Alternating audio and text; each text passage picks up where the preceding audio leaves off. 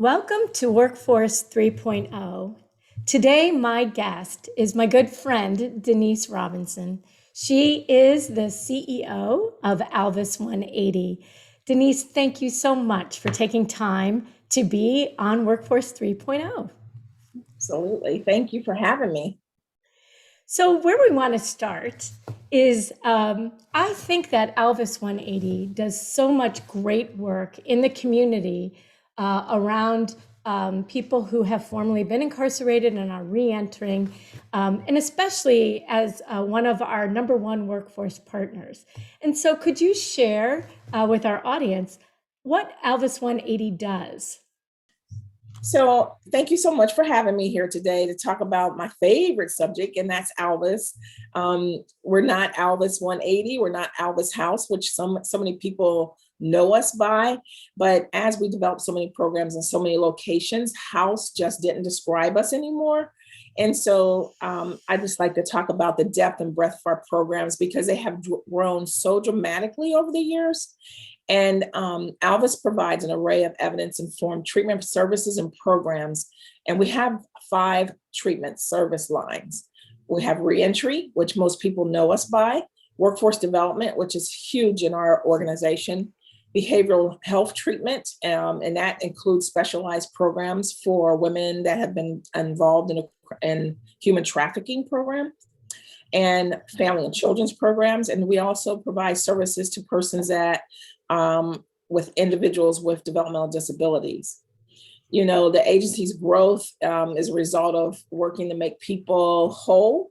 A person doesn't just need reentry services. And, you know, we learned that over the years, but they may also need workforce development. And in fact, most need workforce development.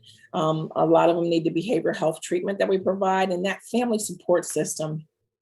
You know, a lot of people don't know, but there's nearly 7 million people in the United States, in state and federal prisons and jails and under community supervision.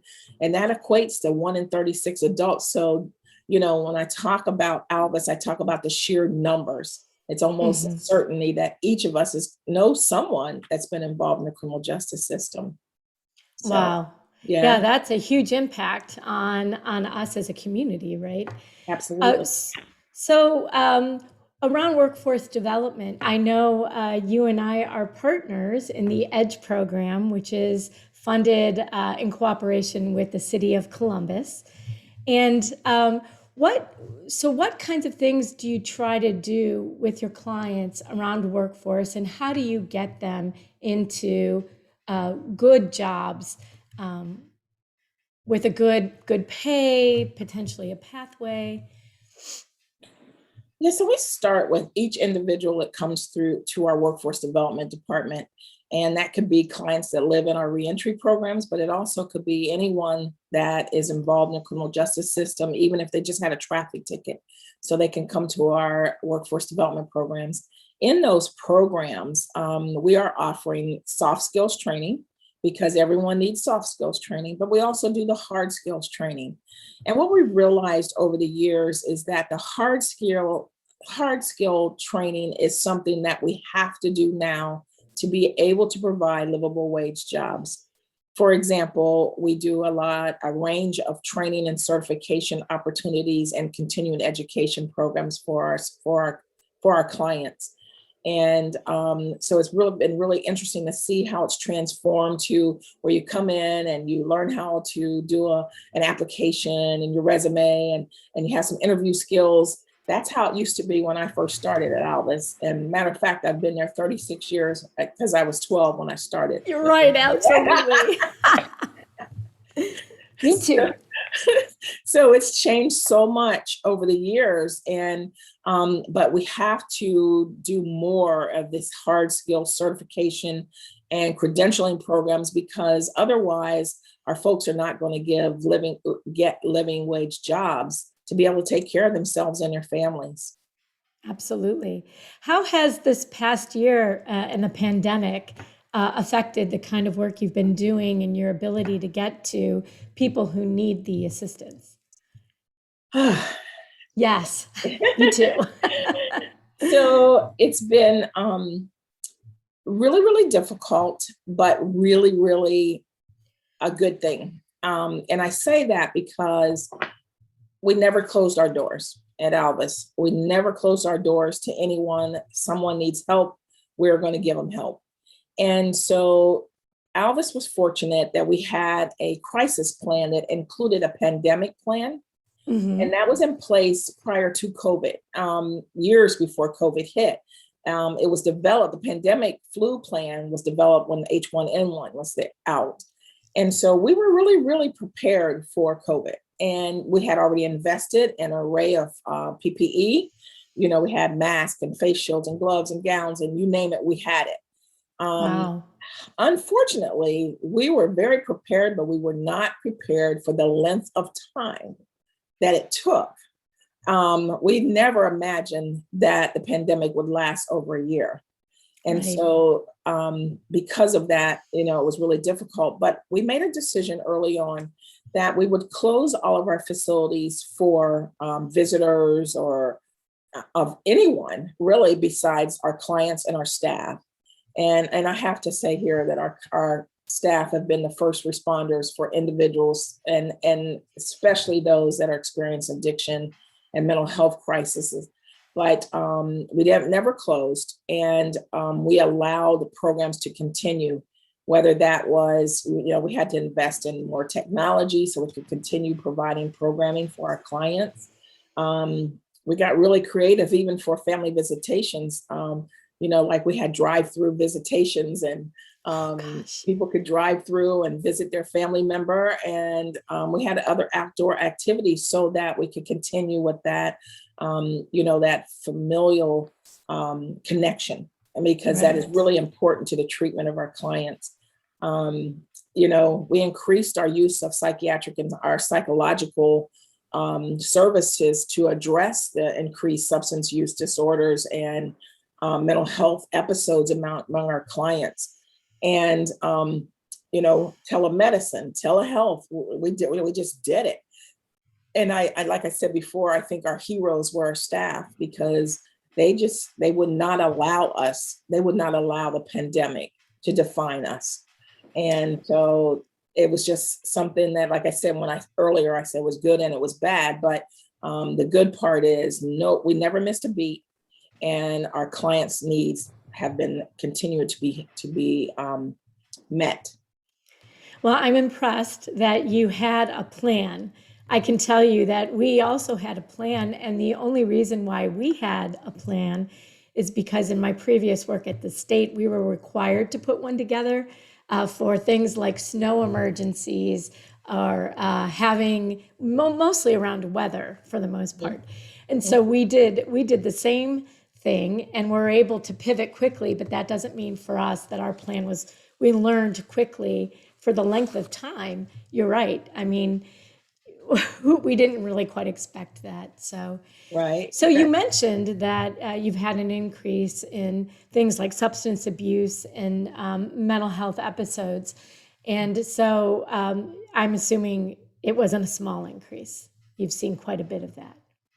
No, and this is the one thing that it's kind of sad, but it's definitely increased. I wouldn't say doubled, but I would say at least another half. You know, starting with our women, we have a lot of women in our Amethyst division that they live in our apartments with their children, and our women, and that while the kids are in school, the moms are in treatment all day. They're in an all day, you know, outpatient treatment, and they were not used to having their kids every day, you know, all day, every day. And all of a Right. sudden, everything changed. They have to be on a computer for their treatment, but also Hmm. the kids had to be on a computer for school. And our moms weren't able to help or tutor them, you know, because they're still trying to take care of their treatment needs. Also, we realized that moms were experiencing some food insecurities because they weren't used to feeding their kids all day. Most of their Yeah. kids, all of their kids, were on free breakfast and lunch at school. Oh So gosh. they did not have the food. And thank goodness for Mid Ohio Food Collective, because they came to our rescue, of course, as they do with everyone in our community. But They were so helpful, and it really helped us get over that initial hump until we could ensure that there was going to be a continuous stream of food and services for them. And so what we saw was we hadn't seen any overdoses in that population in Oh, wow. years, in Hmm. years. And in the last year, we've seen three, no deaths, but three just in this one particular program. But it's because the stress and that they're already experienced trauma, the mental health, the substance use disorders. I mean, they have all of those things. And then on top of that, we lay more trauma, more stress on top of them. And so what we realized is that and I said it earlier, we had to add our psychiatric services increased, our psychological services increased, our counseling increased, but we just had to do it because, we're supposed to take care of everyone that comes through our doors, and that's what we're going to do. Right. And that's what I'm proud of, is that we're not going to give up just because there's a pandemic. Absolutely. So one thing that I have felt myself in the work that we're doing, that so many things before the pandemic, we put Band-Aids on and we talked ourselves to death. You and I are in many groups where Yes, we talk yes. ourselves to death about what we need to do and can't seem to move the needle. But I feel like the pandemic is, I'm hoping, is a moment where it's like, well, we can't just really sit around and talk about these things. We really need to move that needle. How have you felt about that? Um, yeah, I agree with you. In fact, sometimes over this last year, I've said, why are we talking? What? Let's Right. stop talking. And some of the meetings that I was so used to attending and being a part of, groups, they just didn't seem as important than taking care of the people that have been entrusted to our care. Hmm. And so I'm feeling like, you know, I needed to make sure we took care of our staff. And I Hmm. think that's what it was. I have over 500 staff um, in four cities in the state. And it is really difficult to make those connections, especially when there's differences in the way that cities function and their response to COVID. So it's been really interesting because Columbus, the response is great. Hmm. And we Hmm. go down to some of our smaller counties where we operate and it's not so great. And so, but we felt, and I felt that we had to take care of our staff. And in doing that, we had to, and initially I had to increase the frequency of my communications. I was writing a daily email to staff. Now I do it once a week, but we did phone calls, text. We made sure we talk to people. We made sure that the people were using employee assistance program, and we had a great collaboration that we're still part of now. We were part of a pilot, and I just want to get this in here because it is amazing, and hopefully this can be rolled out to others. There were like 5 of us in this collaboration with the Ohio State University School of Social Work, and their MSW and PhD graduates were Hmm. providing confidential individual and group counseling for our staff, because people tend to forget that those first responders and our frontline employees have to take care of our clients. And in order to do that, they have to be healthy and they have to be safe. And so we saw a lot of stress going up with our staff, so we needed to provide some help for them. Right, absolutely. And when it's a prolonged stress, like, this has been, um, that even has more of a toll, right? I feel the same way on our talent development specialists at the job center. They're working with people at their one of the worst times of their lives, right? They're not usually coming to us happy. That's Sometimes they're looking for a right. career change, but most times they're not. That's right. And, That's right. yeah. So, around workforce development, I know you get this question all the time. Um, Before the pandemic, right? We were in a situation where everybody who could work needs to work because there's so many jobs and not enough people. And I know on the employer side, employers were finally starting to be more open to populations that they wouldn't consider before, which is not to say that they shouldn't have, right? Right. but we work with people where they are. And now with the pandemic, we have a higher unemployment, and certainly a higher unemployment probably in those populations who have had barriers that traditionally employers have a hard time getting over in their own mind. So, what do you see, and what would you say to employers, especially here in Central Ohio, about not losing the momentum, some of the momentum we had before the pandemic, and understanding that the people that we're working with are truly great employees and can be a great addition? Yeah, that's really interesting because, like you said, prior to COVID, people were calling us, like the phone wouldn't stop ringing, trying to Mm-hmm. hire our workforce, because, they realize the talent that they have. But what's interesting though is what I would say to employers now is nothing's changed. We are still continuing to provide a wide range of training and certification and those kinds of opportunities and continuing education for our clients, and that um, taking that leap is not so bad. And you know, people need to, number one, realize that our clients are people. They've done something in their past. They've made some mistakes, and I don't think anyone can say they've never made a mistake. However, they've Absolutely. done their time. They're in the community, and they should be a participant in the community. And but what I would say to them is that we are still training our people. They're still available, and we were lucky. We're lucky at Alvis. I mean, I hate to make something light of a bad situation right now, but Alvis is very fortunate. We have a network of over 400 employers who have hired our folks in the past, and many call us when they have their other opportunities. But also, we're able to pick up that phone and call that employer. And a lot of the jobs, they've a lot of them they've already hired our people, so they know how critical it is to hire them.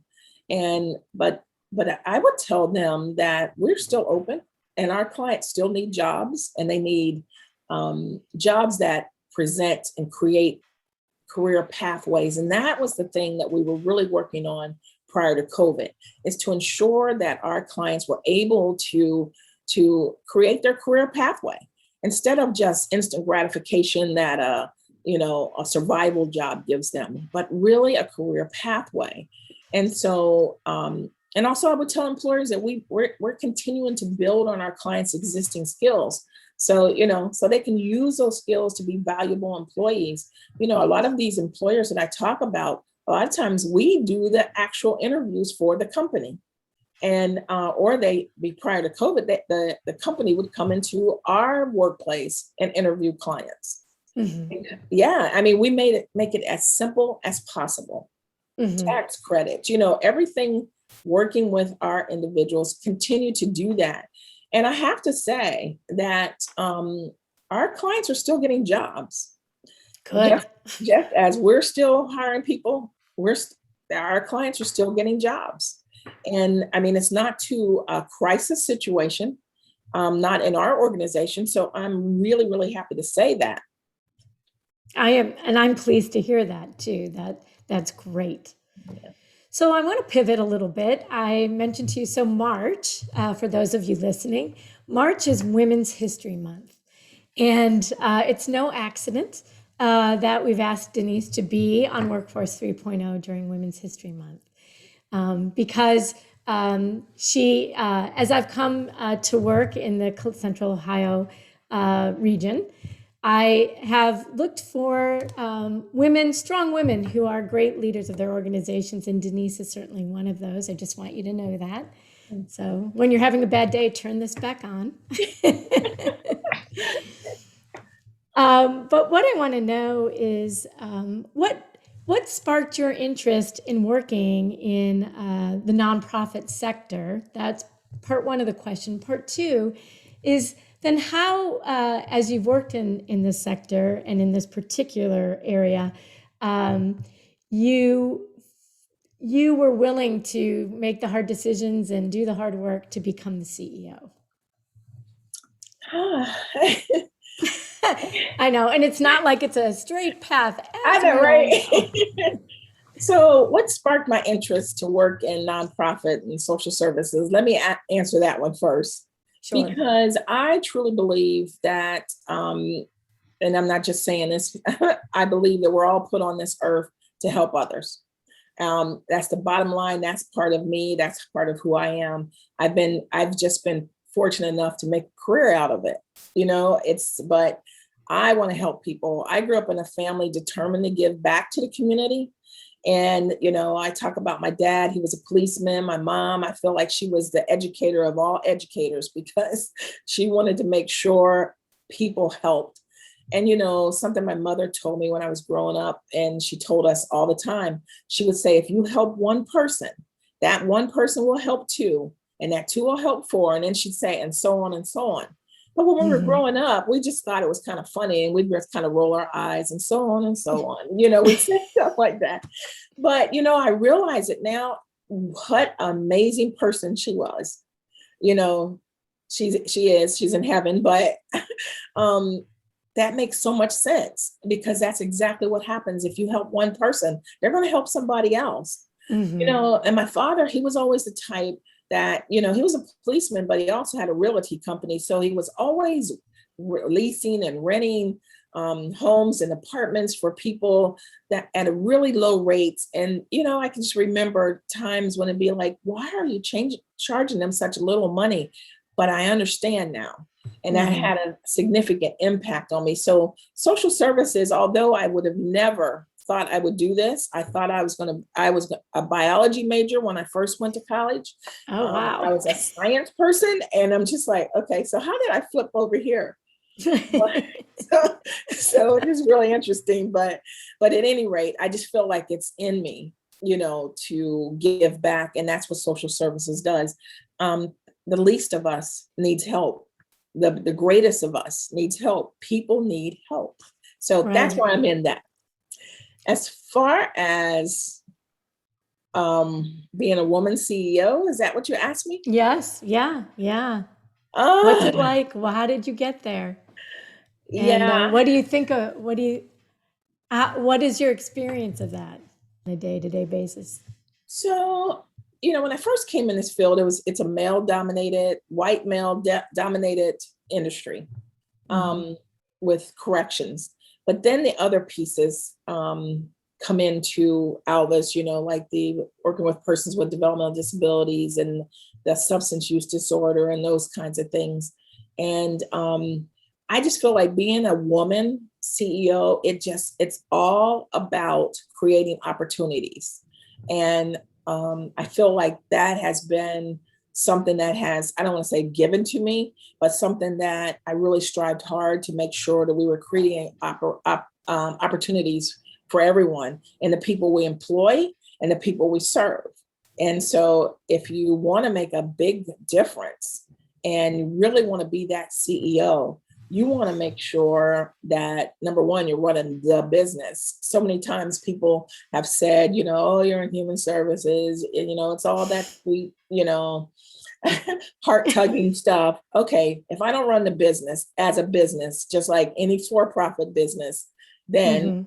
I'm not going to be able to provide those heart programs or provide programs at all. You know, I don't know, and it's just different. But I just feel like being a woman CEO, it is my responsibility to be able to be a role model and a mentor for other women coming into the field and coming into the workplace. And it's my responsibility too as a CEO. When I became CEO, our organization was a $7 million agency. And today it's close to 35 million. And Amazing. we had like 60 employees when I started at Albus, and now we have over 500. It's just something that grows. And I don't say this and talk about our growth, but what I talk about our growth because I can't stand clients' needs being unmet. And so I'm kind of driven by trying to make sure that their services are being met. So, My final question to you, Denise, is one that I've asked all my guests. What advice would you give to your 18-year-old self regarding your career? oh wow. Um, I would probably tell my 18-year-old self to probably think more about people and to try to set your career. I wasn't sure what I wanted to do. My 18-year-old self wasn't sure what I wanted to do with my life. All I knew is that I was, just like my parents, I was going to college and that was it. There was What no happens further. after? That's right. But I would tell myself to explore and don't be set on what you think you want to do, because I do think that you try more things as you get older, and that's what happened to me. Like I said, I was majoring in biology. Who would have thought? I thought I was going to be a scientist or a doctor, but why am I in this field? But I do think that we just sometimes have to. I wish I was able to talk to my 18-year-old self and say, okay, you don't need to be all over the place. you need to settle down just a little bit. Well, luckily, I think that's most 18-year-olds. I can definitely. I don't think I ever thought about what happened after I graduated from college when I was 18, for sure. That's right. That's right. So that's what you thought you were going to be, is you thought you'd be going into medicine or into research? Absolutely. It's research. I love research. And that's probably why now that at Alvis, we don't do any program that's not based on research. I truly believe you have to have the data that you're going to get the best outcomes. You don't want to see recidivism, all those things you need to make sure you're reducing. And so I love the research part. And so it all fits with what we do too. Right. Because it ensures you're offering the best services. That's and right. You're not wasting the time you've got with clients, right? You're giving That's them right. the best practices. Yeah. That's great. You and I need to talk more about that. I know we do. We do. Because that's something we're trying to move to as well. Evidence-based practice in the job center and with our young adult programs. So, Oh, nice. yeah. So now I have another area where I can connect with you on. Absolutely. Absolutely. Well, Denise, I just want to thank you so much for taking this time. I know you're busy, and I know you all have a lot of work on your plate. So thank you so much for joining us. And I hope our audience watches this and shares it often and joins us again for our next Workforce 3.0. Thank you. Oh, thank you for having me.